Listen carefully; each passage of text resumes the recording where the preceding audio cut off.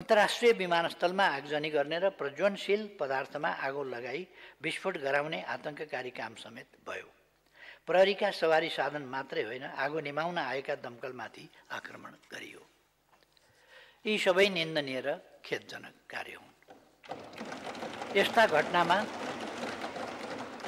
यस्ता घटनामा संलग्नहरूमाथि जोसुकै हुन्, जुनसुकै कभरमा किन नहुन्, कडा प्रशासनिक कारबाही हुन्छ।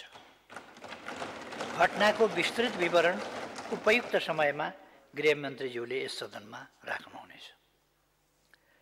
घटनामा संलग्नहरूमाथि छानबिन सुरु भएको छ।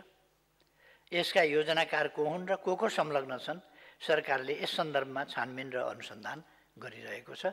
विस्तृत प्रतिवेदन पछि आउने मैले बताइसकेको छु।